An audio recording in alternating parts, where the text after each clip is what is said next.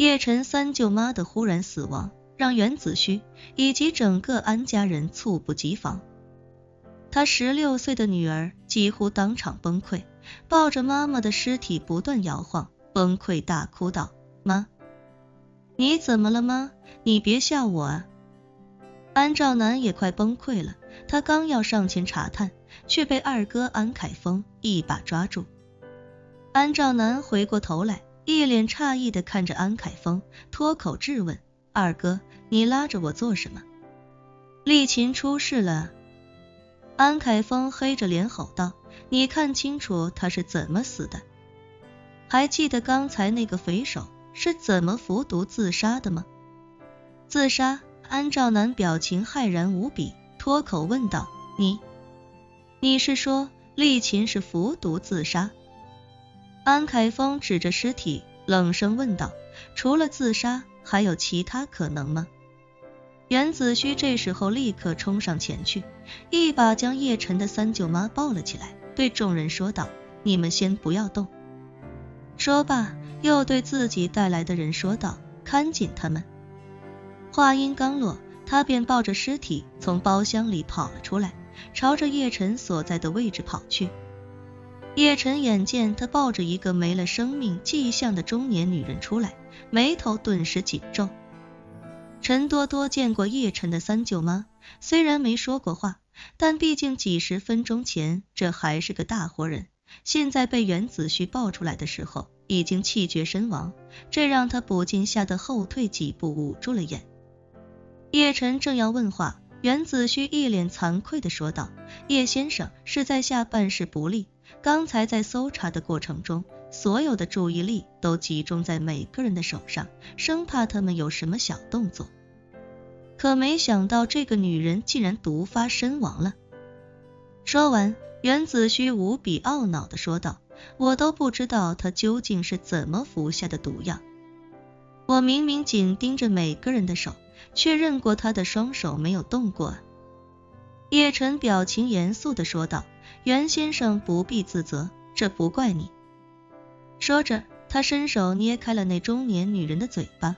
果然在口腔中发现了碎裂的假牙，同时也在她牙床的左上方发现了一个缺齿的空位。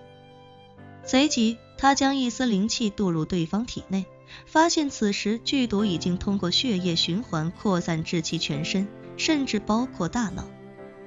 如此看来，此人已经救不回来了。叶晨心中不禁骇然，从他口腔的牙齿缺位到那颗被咬碎的假牙，都能看得出，这个女人绝不是临时被收买，而是早已成为匪徒的一员，甚至已经被匪徒的组织培养成了死士。否则怎么可能在即将暴露的时候毫不犹豫地咬碎假牙，毒发身亡？这个情况让叶晨震惊的同时也有了几分担忧。连安家这么庞大的家族都能被匪徒渗透进来，而且还不是渗透到下人的层面，是直接渗透到了直系成员的范围，实在是非同一般。要知道，今天到这里的安家人，除了安家自己的老中青3代之外，就只安家的3个儿媳妇。也就是说，这个女人的身份有可能是自己3个舅妈其中之一，也有可能是自己的小姨。而叶晨印象中只在小时候见过大舅妈与二舅妈，与三舅妈未曾见过，而他与小姨也同样多年未见，也无法确认这个女人到底是谁。想到这里，叶晨随即问道：袁先生，有没有留意一下安家人的反应，能不能推断出此人是谁？袁子虚想了想，连忙道：有一个男人，应该是她的丈夫，那个男人喊其中另一个男人二哥，我听他说起这个女人的名字，好像是叫丽琴。叶晨听到这里，便立刻推测出此人应该就是自己的三舅妈，毕竟能被称作二哥的只有自己的二舅安凯峰，而能叫他二哥的也只有三舅安兆南以及小姨安悠悠。叶晨最怕的是，万一这个女人是自己的小姨安悠悠，那就意味着安家自己人已经被人渗透，这种情况无论从哪个方面都实在无法接受。所以当他听说是三舅妈的时候，心中稍稍松了口气，不过也只是稍稍松了口气而已。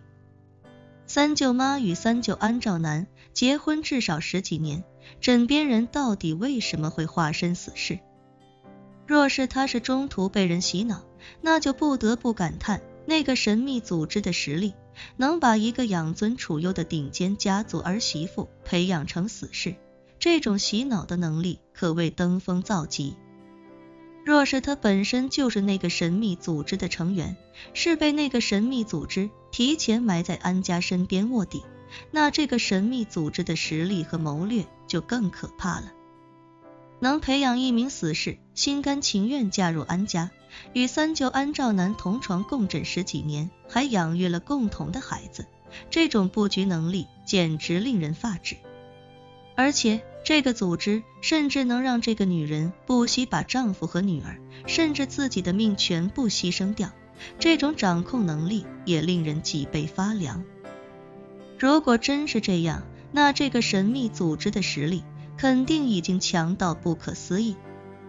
而今天的攻击对那个神秘组织来说也不过只是冰山一角。想到这里，叶晨已经愈发头大，他觉得不能再把外公一家留在这里，要尽快让他们先行返回自己的安全地带，同时也要让他们赶紧着手从三舅妈的身份背景、家庭背景开始彻查。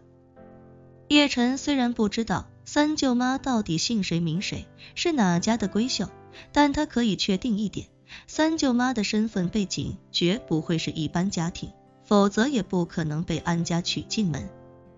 而且三舅妈嫁入安家之前，安家必然会对她和她的家人进行严密的背景调查，若是对方能隐藏的连安家都调查不出来，那这其中的能耐也确实不小，深挖她的家庭背景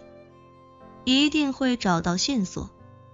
想到这，叶晨对费可心说道，费小姐，辛苦你和袁先生跟我外公一家沟通一下，让他们立刻召集人手过来掩护他们离开，到时候也辛苦你和袁先生一路护送，直至他们安全抵达。